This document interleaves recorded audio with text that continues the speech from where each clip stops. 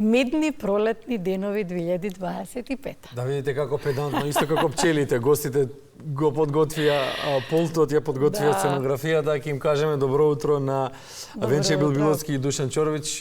Добро ни дојдовте во студиото. Добро утро и добро најдовне поздрав до гледачите на македонската телевизија. Овој прекрасен сладок деликатес од 3 до 5 април 2025 се разбира на улица Македонија. Ако ништо времево не послужи, имате веројатно и начин, решение како исто како пчелите да заштитите. Секогаш што надеваме дека нема да се претвори од пролетни медни денови во пролетни дожливи денови, али прогнозата од четврток најавува дека ќе се поправи времето. Ние сме оптимисти и веруваме дека ќе бидат четврток, петок, сабота и недела убави денови. Така да ги покануваме сите гледачи и посетители на Скопје да дојдат да ја посетат нашата манифестација. Манифестацијава е во организација на пчеларско здружение Матица од Скопје, кое што постои од 1958 година. Се бавиме со повеќе активности во здружението, од едукација, предавања, излети, посети на сајми. Едно од нашите активности е и организирање на фестивали. Го организираме есенскиот денови на македонскиот мед, што лани беше 20 поред, имаме добра традиција, а овој пролетниот е четврта година поред, пошто увидовме дека нашите граѓани почнаа да јадат мед не само во зима, него ги сменија малце навиките и почнаа медот да го користат како храна, како додаток во исхраната, така да побараа да има еден пролетен фестивал, пошто ние веќе од април-мај сме повеќе кај пчелите, па сите што сакаат да се снабдат со мед директно од производители да не посетат и да се снабдат. Венче, дождот го споменавме, актуелни проблеми со кои што се соочуваат медарите, односно пчелите пред се, освен климатските промени, односно, главниот проблем се климатските промени, нели? Меѓутоа, ако немавме зима ладна, во овој период сега, кога требаше да излезат пчелите, да се проветрат, не можат поради дождливите денови. Така, значи, климатските промени си го прават своето. Овој период е буквално за пчелите треба да биде најдоходовниот, затоа што сега е вегетацијата на овошките, од нив тие собираат полен кој е неопходен за прихрана.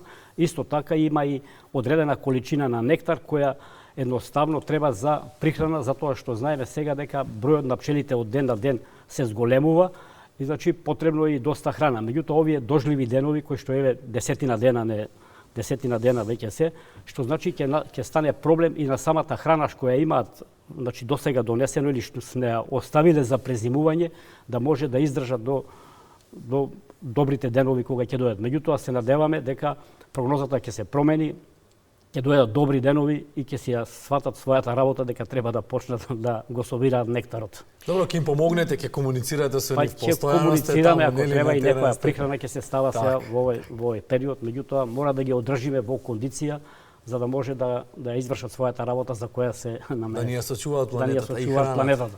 Добро, многу пати сме зборувале за како изгледа и како треба една од најголемите дилеми на граѓаните кога купуваат мед, кој е вистински мед. Се наоѓаат на пазарот често фалсификувани, кои што велат дека ова е од проверен производител, чист мед и така натаму и во суштина на крајот граѓаните се чувствуваат излажани. Како во сето тоа може да ви помогнеме, како може државата да интервенира во тоа, што може да биде за вас, производителите, спас? Па видите, ние на сите полиња каде што се движи, еве у Министерството за земјоделие, во таа подсекторска група, значи сите овие проблеми со тој така наречен фалсификуван мед, ние постојано го пласираме и сакаме на некој начин да се ослободиме, да дојдат граѓаните, значи оние што го земаат оној мед, да биде вистински мед, затоа што сега постојат во ствари два ентитета кои што продаваат мед. Едните се пчеларите кои што го собираат оној мед што го прави пчелата, не само медот и другите пчелни производи како што се млеч, полен, прополис и така.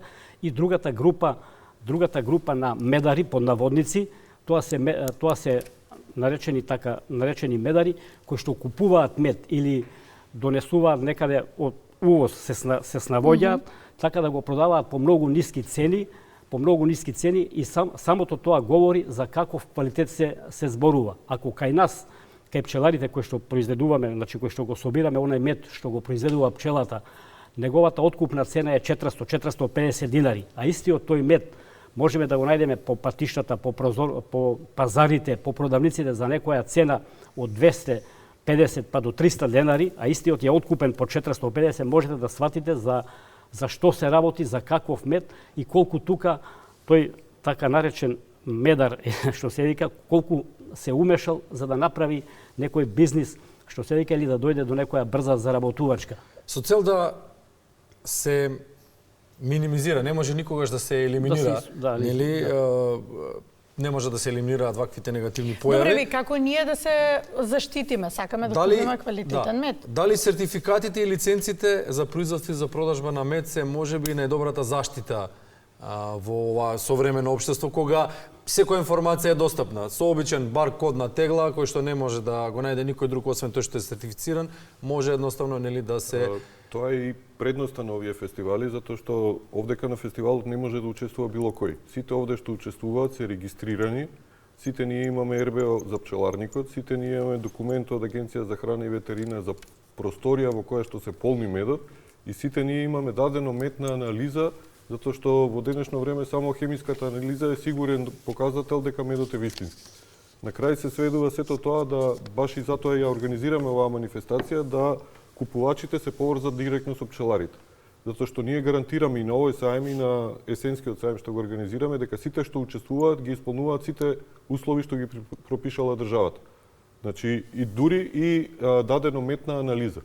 Ние дури за наредниот сајм предвидуваме договор со АХВ да додека траат деновите на македонскиот мед да помине инспекција и на наше инсистирање да од секој од пчеларите земе тегла на анализа, за да докажеме дека нашиот мед е чист. Нашиот мед на крај се сведува сето тоа дека ние македонците треба да купуваме македонски мед. Затоа што ние не сме свесни дека нашиот мед е многу поквалитетен од странските медови. Например, во Германија е еден обичен параметар на процентот на вода во медот, што е дозволен, на запад е 21%. Македонските медови имаат процент 15. на вода од 17 до 18%. Нема мед што дури 15. Шумскиот има околу 15, ливадските се до 17-18. Затоа што кај нас е посончеви денови, посозрева медот, погусте, побогате. Ние кој ќе однесеме мед негде на страна, они се одушевуваат каков е нашиот мед. Ама ние треба како граѓани да си го почитуваме тоа и македонските граѓани да купуваат македонски мед. И ова се тие прилики каде што ќе дојдат да си запознаат пчелар.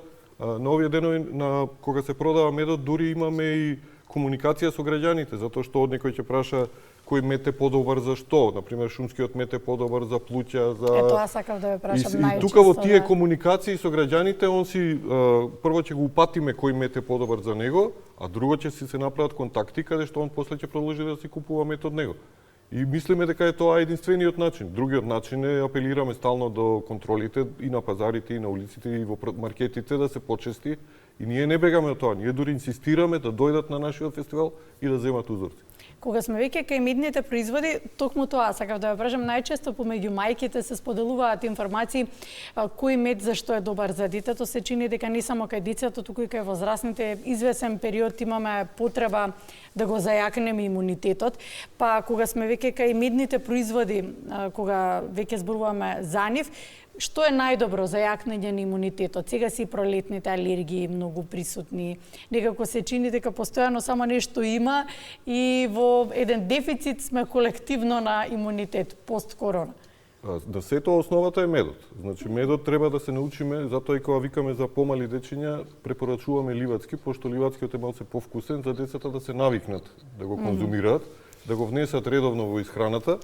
А сите други додатоци помагаат во одредени работи. На крај имаме... Што значи редовно, количински колку, на кој период? Доволно е да речеме по една лажица од сабајле, супена лажица, ама не да се земе директно и да се голтне, затоа што така оди директно во желудник, него е подобро во чаша млака вода или во млак чај да се размеша, да додадете или лимунче или јаболков оцет, ќе си направите еден сок и тоа да го испиете од сабајле.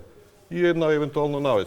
Тоа е некоја препорачена доза, да речеме. Добро, својствата на медот не се уништуваат со мешавините што ги спомнав? Кога ќе го измешате со вода, тогаш кога ќе испиете чашата вода, низ целиот организам се разлева сета таа состојка, да речеме, така да е дури по или евентуално ако сакате директно да каснете, треба да го задржите одредено време во устата, да преку устата се расшири во не да го голтнете веднаш, тоа е идејата.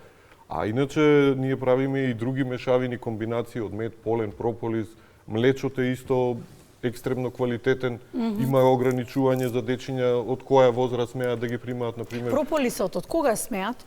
Прополис има две врсти, едниот е алкохолен раствор и едниот е неалкохолен раствор. Ако е за дечиња се препорачува неалкохолен раствор, а за возрастните може и алкохолен раствор. Така да прополисот е еден приоритетен антибиотик, да не дојде до купување на антибиотици, прво пробуваме со прополис, ако успее во ред, ако не тогаш се оди на доктор. Али сите тие работи, на пример и ова што спомнавте за шумскиот мед, тоа србите го викаат плучни мед. Он е побогат и кај нас исто така со минерали, да. Он е побогат со минерали, подобрува крвна слика и за повозрастните го препорачуваме шумскиот. Тој е на некој начин појак и самата лажица која ќе ја земете погусти и и фактички тој не е нектарен мед, него е од медовина од дрвата што капе, она што се собира на листовите, тоа го собираат и го прават шумскиот мед. Значи, затоа е овој фестивал добар да дојдат луѓето да се консултираат. Сите пчелари што се таму се искусни пчелари, сите знаат и да посочат како треба да се конзумира и за сите нив гарантираме дека е медот кај нив природа. Метална лажичка може, така се утепавме од купување пластични, дрвени и секакви лажички. Дрвени беше јас така паметам урбана легенда што викаат од времето кога биле тие металните од она што раѓосувало, па као не смееш, па мора со дрвено. Овие денешни се емаилирани. Ние на пример безгрижни, да. Ние медот го центрифугираме во лимени центрифуги што се росвајни, да речам, па не значи дека се расипал медот дека го. Добро, и кој како имаше дилема за квалитетен мед од 3 до 5 да си дојде на улица Македонија и да си уствари заедно со вас контакт за понатаму. Се разбира. Последно, Венче, кога зборувавме, заклучивме дека секој човек треба да си има свој медар. Така го заокруживме разговорот. Матичен медар, да. Па токму така, една од гаранциите дека ќе земеш правилен мед, тоа е доколку имаш познат пчелар, да речеме, кој што, како што рековме, го собира медот од пчелите, а не го прави медот, не е значи од онаа другата категорија. Така да, на самата тегла, тој мед што го продаваме, значи постои географско потекло, постои човекот од кај, како се вика, телефонски број, така да он никогаш не би покушал да направи некој фалсификат, за разлика од оние медови кои што ги продаваме по патиштата. Јас многу пати кај што продаваат ќе застанам и викам колку кошта медот. Вика колку ќе земаш? Викам ќе земам 10 тегли, а медот е 300 денари. Вика добро, тогаш може да ти попуштиме пример, може да се сфатите дека зашто се работи. А квалитетен мед колку чини? И дали треба да се штеди, ќе заклучиме не, кога е во прашање квалитетен? Па еве, од прилика, значи правиот мед донесена е така една цена, а таа е направена врз база на производни параметри, значи некаде околу 600 денари е реална цена, некаде отприлика околу 500 денари, 450 до 500 денари е производната цена, така да ова е другото можеби како заработка. Да. Благодариме за гостувањето. Благодариме, посакуваме убави, успешни медни денови, па и да врне, вреди да се дојде. Ние ќе бидеме со тенди спремни таму, повелете има дојдете, каде да се засолат. Имаме се спремни сме и за сонце и за дожд. Ќе поминеме пред се да провериме дали податоците информацијни што ги кажате сега се вистините. Проверете и благодарам за поканата што ни овозможите да го промовираме фестивалот. Апсолутно ви веруваме, затоа сте поканети. Вие сте секогаш нашите верни поддржувачи и промотори што се вика на здравата храна. Се разбира, да.